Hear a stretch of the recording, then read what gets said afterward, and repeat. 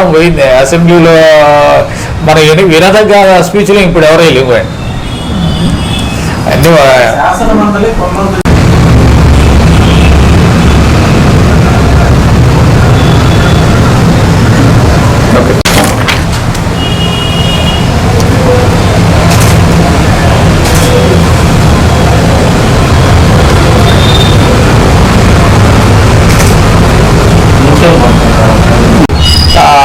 ఇంకేంటంటే ఇప్పుడు బీసీఎస్ కానీ వీళ్ళంతా ఇంకా బ్యాక్వర్డ్.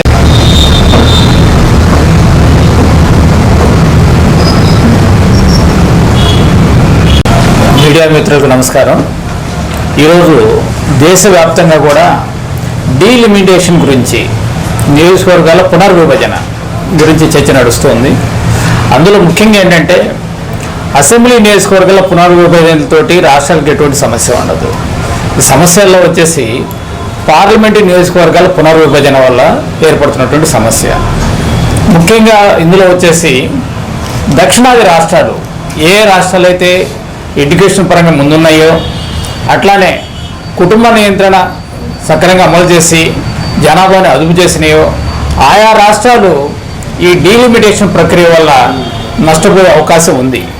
గతంలో ఇప్పటి వరకు మనం దక్షిణాది రాష్ట్రాలు దాదాపు 24% లోక్సభలో ప్రాతినిధ్యం వహిస్తుంటే, ఈ డీలిమిటేషన్ కనుక జనాభా ప్రాతిపదికన అమలు చేసినట్లయితే బిలో 20%కి వచ్చేటువంటి పరిస్థితులు ఉన్నాయి. కాబట్టి ఇది దక్షిణాది రాష్ట్రాలకి అన్యాయం జరుగుతుంది. ఎవరైతే గవర్నమెంట్ పాలసీస్ని సక్రమంగా అమలు చేశారో వాళ్ళకి అన్యాయం జరుగుతుందనే ఉద్దేశంతో ఈ దక్షిణాది రాష్ట్రాల్లో అందరూ కూడా, మేధావులంతా కూడా దీన్ని వ్యతిరేకిస్తున్నారు. అట్లానే ఒక దక్షిణాది రాష్ట్రాల నుంచే కాకుండా దేశవ్యాప్తంగా కూడా మేధావుల్లో ఎక్కడైతే అభ్యుదయ భావాలు, ఈ ప్రోగ్రెసివ్ ఎలిమెంట్స్ ఉంటాయో అక్కడ ఈ ప్రోగ్రెస్ పబ్లిక్ జనాభా పెరుగుదల అంత ఎక్కువ లేదు. కాబట్టి వాళ్ళకి అన్యాయం జరగకూడదు అని చెప్పేసి దేశవ్యాప్తంగా కూడా అట్లా అంటున్నారు. కాబట్టి దీని గురించి మనకి తెలియజేయడం కోసం దేశంలో మరి పేరెన్నిక కలిగినటువంటి మేధావి, రాజనీతిజ్ఞుడు, రాజకీయ విశ్లేషకులు అయినటువంటి శ్రీ యోగేంద్ర యాదవ్ గారు రేపు ఆదివారం గుంటూరు నగరం ఇచ్చేస్తున్నారు. ఈ అమరావతి రోడ్లో ఉన్నటువంటి డిఆర్ కన్వెన్షన్, గతంలో బత్తిన కళ్యాణ మండపం అనేవాళ్ళం, అందులో ఆదివారం ఉదయం 10 గంటలకి బహిరంగ సభ జరుగుతుంది. ఈ సమావేశానికి ప్రజలందరూ కూడా పాల్గొని విజయం చేయవలసిందిగా కోరుతున్నాము. వాస్తవం ఈ సమస్యని రాజకీయ పార్టీలు ముందుకు తీసుకెళ్లాల్సినటువంటి సమస్య అసలు. అయితే దురదృష్టం ఏంటంటే ఆంధ్రప్రదేశ్లో ఉన్నటువంటి ఏ రాజకీయ పార్టీ కూడా ఈ విషయం గురించి పబ్లిక్గా మాట్లాడే ధైర్యం, సాహసం చేయలేని పరిస్థితిగా ఉన్నాయి. కాబట్టి ఇవాళ కనీసం ప్రజా సంఘాలన్న ముందుకు వచ్చేసి ప్రజల తరపున పోరాడవలసిందిగా బీపీ మండల సేన తరపున మేము పిలుపునిస్తున్నాము. ప్రజలందరూ కూడా ఈ యొక్క కార్యక్రమాన్ని విజయవంతం చేయవలసిందిగా మనం చేస్తున్నాం. ఈరోజు మనకి బర్నింగ్ పాయింట్గా జనంలో నేషనల్ వైడ్గా జరుగుతున్నటువంటి సమస్య డీలిమిటేషన్ ఆఫ్ లోక్సభ సీట్స్. ఈ డీలిమిటేషన్ ఏంటి అనేది చాలామందికి, మామూలు సామాన్యులు, మేధావులకు కూడా, అంటే మేధావులు అంటే ఎడ్యుకేషన్ పర్సన్స్ కూడా పూర్తిగా దీని మీద అవగాహన లేదు. దీనికి అందరూ తెలిసింది ఏంటంటే, మనకు అందరికీ బ్రీఫ్గా తెలిసింది ఏంటంటే, సౌత్ స్టేట్స్కి సీట్లు తగ్గుతున్నాయి, నార్త్లో పెరుగుతాయి అనేది ఒక సబ్జెక్టు. మనకి 543 పార్లమెంట్ సీట్లు ఉన్నాయి. ఈ 543 పార్లమెంట్ సీట్లు ఉంటాయా, మరి వీటిలో తగ్గుతాయా, పెరిగితే ఎటుపక్క పెరుగుతాయి అనేది ఒక సమస్య.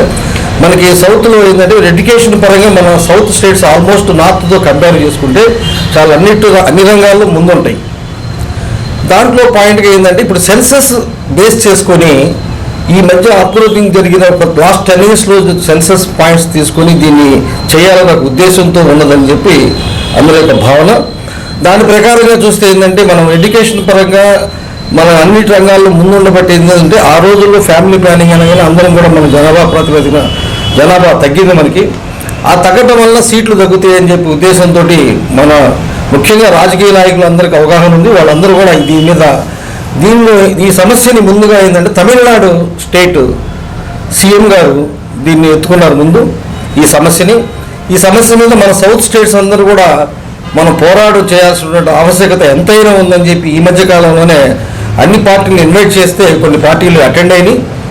అంటే ఇర్రెస్పెక్టివ్ ఆఫ్ పార్టీస్ యాక్చువల్గా ఆయన పిలిచింది. Subject only confine to delimitation subject అని చెప్పి ఉద్దేశంతో ఆయన కండక్ట్ చేశారు. కొన్ని పార్టీలు వెళ్ళి కొంతమంది వెళ్ళలేదు. దీని మీద అందరూ కూడా ఆ రోజు చర్చించారు. ఫైనల్గా ఏంటంటే మాకున్న సీట్లు తగ్గకూడదు, ఇంకా అవకాశం ఉంటే పెంచాలి అనే దాని మీద ముఖ్యంగా వాళ్ళు ఆ రోజు చర్చించడం జరిగింది. దీంట్లో భాగంగానే బీపీ మండల సేన ప్రెసిడెంట్ డాక్టర్ ఆల వెంకటేశ్వర గారి ఆధ్వర్యంలో మేమందరం కూడా వారి యొక్క ప్రోత్సాహంతో యోగేంద్ర యాదవ్ గారని ప్రముఖ రాజకీయ విశ్లేషకులు వారు ఎప్పటికప్పుడు ఏ సమస్య మీద స్పందిస్తుంటారు. ఆయన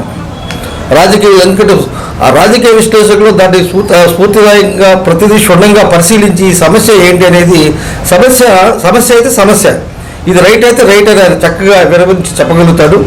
అందుకని ఆ ఉద్దేశంతో బీపీ మండల సేన ఆధ్వర్యంలో రేపు ఆదివారం బీవీఆర్ కన్వెన్షన్లో 10:30 గంటలకి ఆయన యొక్క మీటింగ్ ఉంది. ఈ మీటింగ్ ప్రజలందరూ హాజరయ్యి ఈ మీటింగ్ సక్సెస్ చేయవలసిందిగా ప్రార్థిస్తూ సెలవు తీసుకుంటాం. ఇప్పుడు గతంలో 2001లో అట్లా వచ్చినప్పుడు వాజ్పేయి గారు అప్పుడు ప్రైమ్ మినిస్టర్గా ఉన్నారు. అందుకని ఇది ఇంజస్టిస్ జరుగుతుందని చెప్పేసి ఒక 25 years పోస్ట్పోన్ చేసి వచ్చారు. మళ్ళీ 25 years అయింది. అందుకని ఇప్పుడు